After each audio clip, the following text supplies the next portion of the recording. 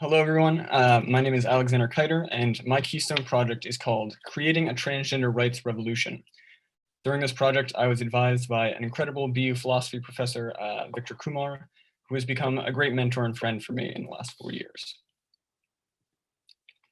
Transgender lives and rights have been left behind in American social movements in the last 50 years.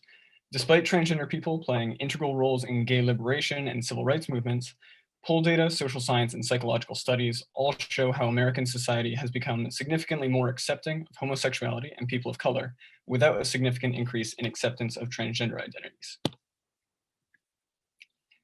Therefore, the question that drives my Keystone project is, how can transgender inclusive sentiment be increased? I wrote 3 argumentative essays that each try to answer this question in a novel way. First, I argue that prestige is a useful psychological mechanism for transgender advocacy. Second, for legal interpretations that undermine recent restrictions on transgender healthcare. And third, for the possibility of integrating transgender identities into sport and for open competition in general. So my first essay, cultural evolutionary theory, explains how human societies are most commonly structured through prestige hierarchies. In these social structures, prestigious people are those who are perceived as successful and skilled in a given social group and maintain a generous and pro-social demeanor.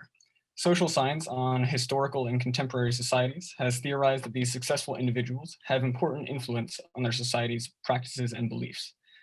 As consumers of American advertising, the concept of harnessing prestige and celebrity is familiar. However, celebrities have often been told to stay in their lanes and discouraged from speaking on social issues by political figures and institutions because they are not experts on policy. Therefore, until the last few years, the role of prestigious people in activism has not been optimized.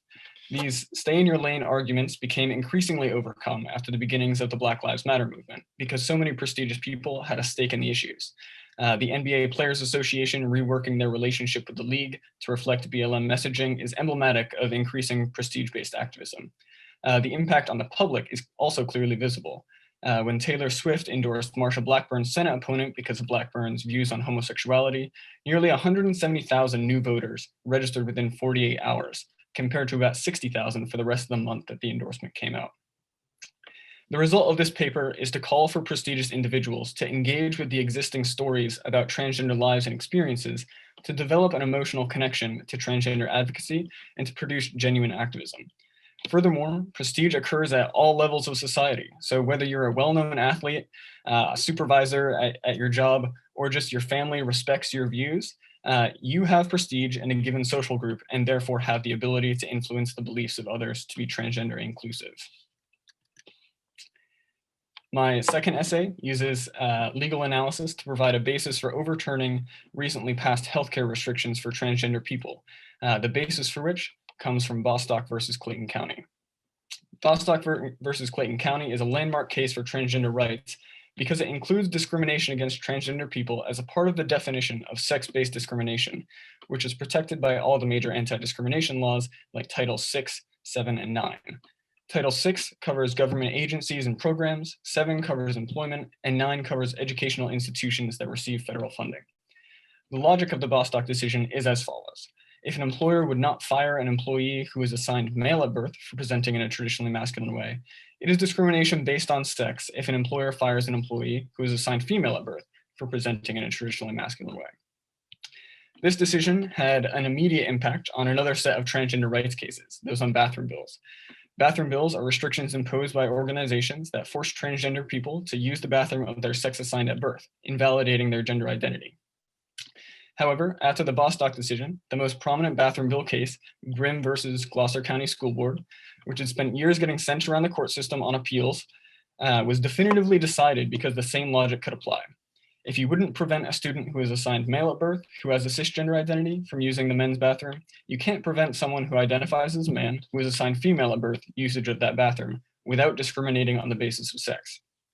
Importantly, as is explicitly stated in the Grimm decision, the interpretations of the protected categories in Title 6, 7, and 9 are supposed to be the same because the language of the statutes are all the same, just placed in different contexts. After the Bostock decision, transgender people are supposed to be protected from discrimination from all 3 titles. The major idea behind this second essay is that the same logic applies in healthcare. That is, there's a legal basis for dismissing laws like the ones recently passed in Arkansas that ban gender-affirming treatment for transgender youth. Gender-affirming treatment for youth is routinely referred to as medically necessary in healthcare due to high bullying rates against transgender youth, hate crimes based on nonconformity, and physical manifestations of gender dysphoria. There is an anti-discrimination section of the Affordable Care Act, Section 1557, that prohibits denying medically necessary treatment to those in protected categories, including denials on the basis of sex. Section 1557 has the same language as Title 6, 7, and 9, and explicitly states that it builds on Titles 6 and 7. Because there are medically necessary reasons to treat cisgender people with testosterone, estrogen, top surgery, and bottom surgery, Bostock's logic applies and makes denying medically necessary treatment to transgender people discrimination based on sex. My third and final essay discusses another hot topic in US legislatures right now, transgender and particularly trans women athletes.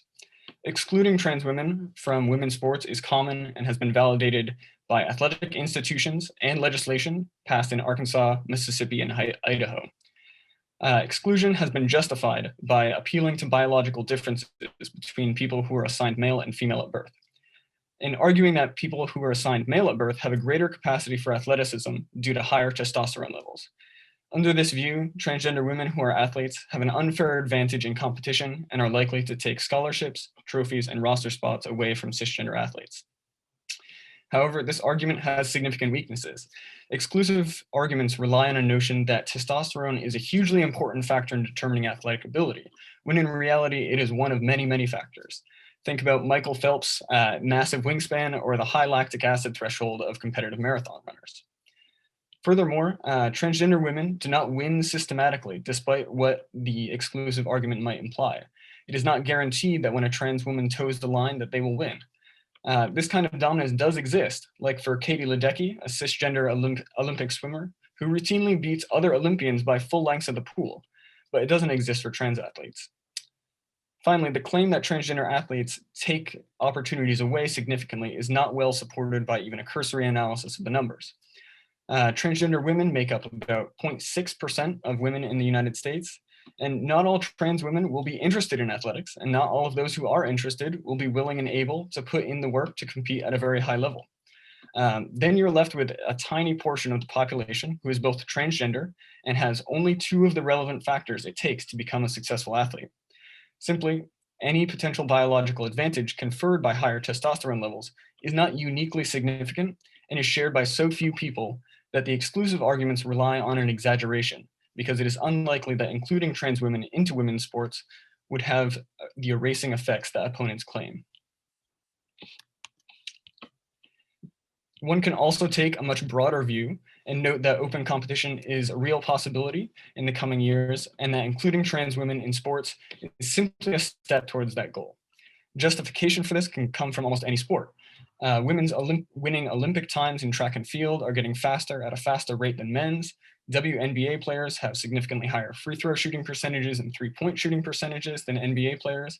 Softball players pitch just as hard from a closer distance than in baseball and have less time to make defensive plays.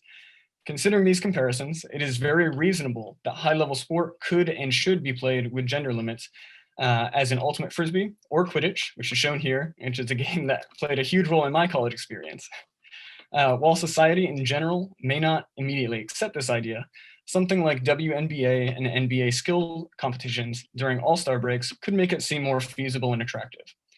Ultimately, the arguments for the exclusion of transgender athletes are not strong, and including transgender athletes is an incremental step towards a broader goal of gender equality in sport. Transgender rights are human rights, and these 3 avenues for progress are only 3 of many, but they are actionable at 3 important areas of the social structure: competition, law, and interpersonal relationships. Thank you.